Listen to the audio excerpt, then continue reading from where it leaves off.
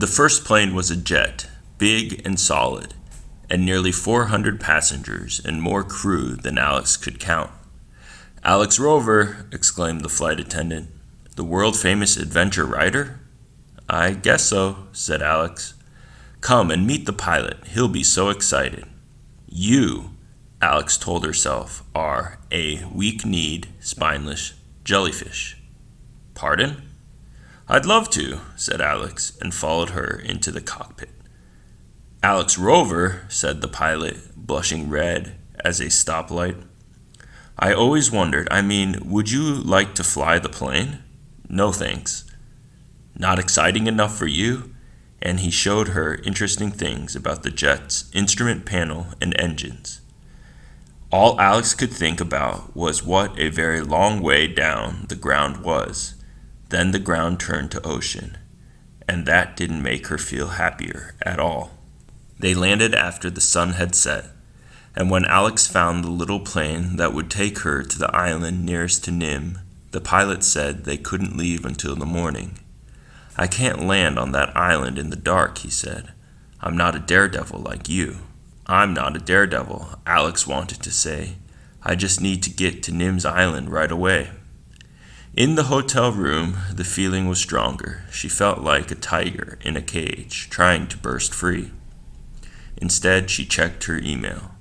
To aka@incognito.net from jack.russo@explorer.net. Date Sunday 11 April 1828. Dear Alex, I can't believe you're really coming. How will you get here and how long will it take? I forgot to give you my phone number before. It's 022-446-579. I've never talked to anyone before except Jack, but I guess it works the same way. From Nim. To jack.russo@explorer.net from aka@incognito.net. Date Sunday 11 April 2200. Dear Nim, Curses, curses, I can't go any further tonight. And now it's too late to phone. I'm flying to Sunshine Island at dawn to meet a boat from the adventure cruise company Tropo Tourists. They've been as friendly as a salesman with a sick car to sell and have offered to take me right to your island, though I haven't told them yet where it is. Nim, it's been so much fun writing to you. No matter what happens, I'm glad I tried to come and meet you. See you tomorrow. Love, Alex. Nim woke up when it was still dark, excited as Christmas. She switched on the lamp and checked the email. Alex hit the alarm clock and it went on ringing. She reached for her phone. "They're the bad guys," a girl's voice shouted. "Who?" said Alex. "What?" And then she realized. "The Tropo Tourists? They chased the whale when my mom died. Now they want to bring people to stare at us and bother the animals. Jack hates them. You can't bring them here." "No," said Alex. "I think we need to fix them once and for all." "How?" "I've got 4 hours. I'll think of something." The strangest thing, Nim thought when she hung up, was that it hadn't felt strange talking to Alex. By the time the sun was properly up, Alex had showered, dressed, and eaten a hotel breakfast and was waiting at the airport. But she still hadn't thought of how to get to Nim's Island and keep it secret from the Tropo Tourists. "Any daredevil plans?" the pilot joked as he started the engine. "Going to parachute out halfway for your next book?" "That's not a bad idea," Alex muttered. "I couldn't be more scared jumping out of a plane than staying in." The pilot went as pale as Alex's knuckles. "But there's no land between here and where we're going." Alex studied the map and decided he was right. Nim's Island was too far away for a detour in this little plane. Besides, she still had to meet the Tropo Tourists. The real bad guys. The reason that Nim didn't have a mother. If Alex didn't turn up, they might go on looking for Nim's Island. This time, they might find it.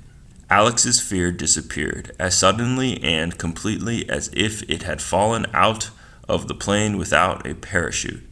Instead, she was angry.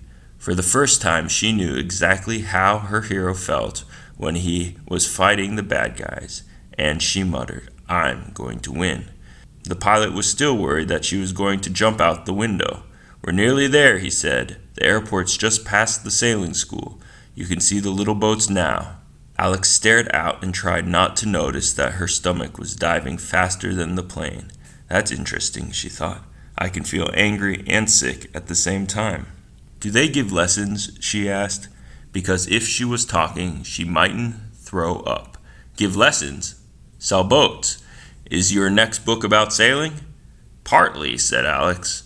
She couldn't talk very well because a sneaky little fear had crept back, and she was holding her breath to help the plane land.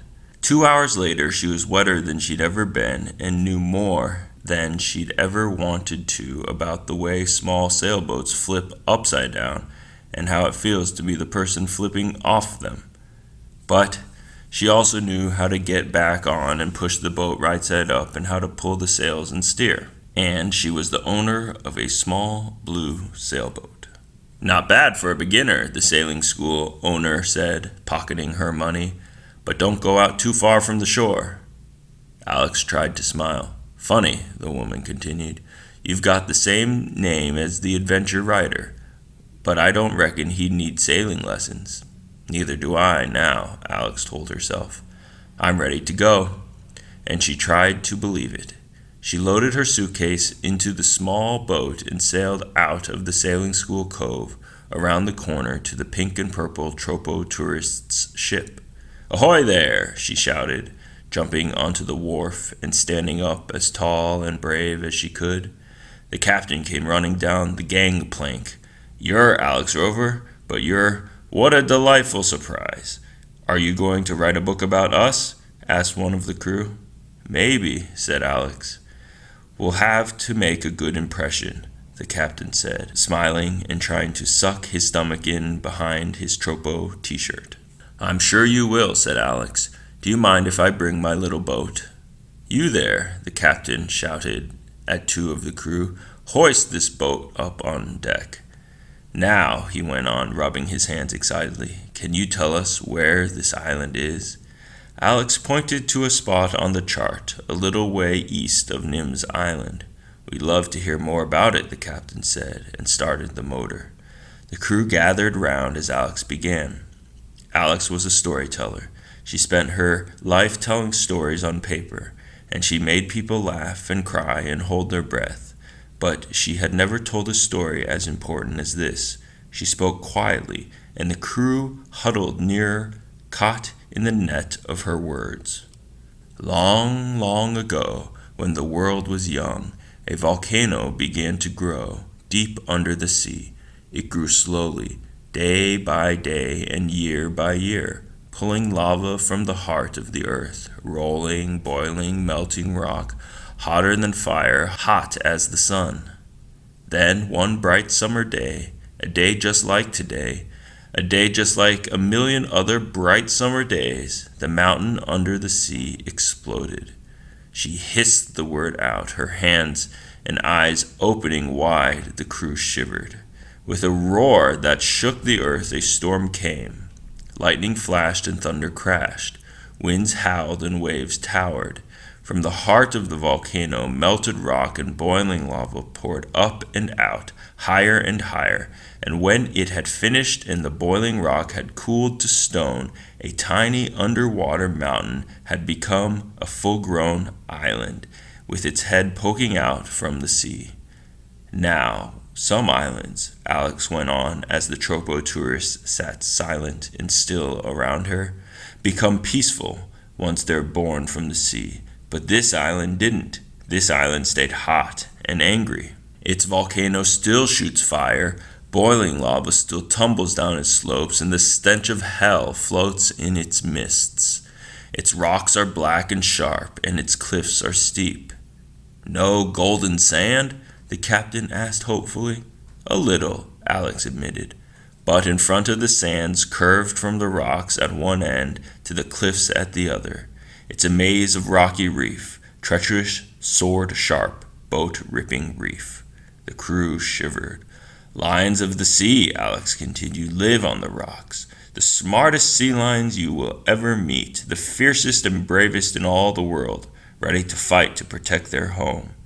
And if a boat could pass the sea lions and find its way through the sword-sharp maze and not choke in the rotten egg gas or fry in the boiling lava, when it reached the beach, it would meet the dragons. Dragons? Squeaked a crew member. Small dragons, but so many they could cover the sand. Like the sea lions, they will fight bravely to save their island. She hurried on before anyone could ask how. There are birds, too, birds who are big and strong and tough enough to live on a mountain that shoots fire and choking gas. Birds who are so quick and agile they can swoop down and snatch the hairs right out of a person's head. The captain twitched his hat nervously around his ears. Why do you want to go to such a terrible place? It sounds even worse than that island last week, one of the crew said. I'm not going there. You don't need to, Alex said. You're going to lower my little boat and I'll sail the rest of the way. But why? The captain repeated. To see if that's how my hero escapes from the bad guys, Alex lied. Because she knew that if they saw the island, they might forget her story. The captain giggled. That makes us sound like the bad guys. It depends, said Alex, and began the second part of her story, because it wasn't enough to make them frightened. And now she wanted to make them feel so bad that they would never bother Nim and Jack again. My hero is sad, lonely man who once lived happily with a lady hero and their baby, helping the world with research and science. But one day, while the lady hero was deep under the sea studying a whale, a noisy boat came to spy on them. My hero begged that noisy boat to go away, to be quiet, to stay away from the frightened whale. But they laughed, were louder, and chased the whale so it swam right to the bottom of the sea. And the lady hero was never seen again. She whispered the last words. One of the crew sniffed, and he blew his nose, and the other wiped his eyes. Are they bad guys? Alex asked. You'll have to decide. Because that's not the end of the story. Now my heroes live on this fiery, dangerous island, far away from good people and bad. But what if the noisy boat came back, with people to trample their lonely home, to fight their sea lion and dragon friends, and destroy the science they're giving the world? Tears dripped on the Tropo shirts. There were gulps and sobs and soggy noses. That would be a terrible ending, said the crew. You can't end a story like that. And they sobbed some more. Alex looked at the captain. The captain didn't care about Nim and Jack, but he was afraid of sea lions and dragons and boat-ripping reefs, and he was very, very afraid of being in Alex's books, because people wouldn't pay lots of money to go on Tropo tourists' tours if they knew the captain was a bad guy. His eyes were sharp and cold as a shark's, but he tried to smile. A story should have a happy ending, he said. Your heroes can stay alone on their island, and the tourists can find somewhere else to explore.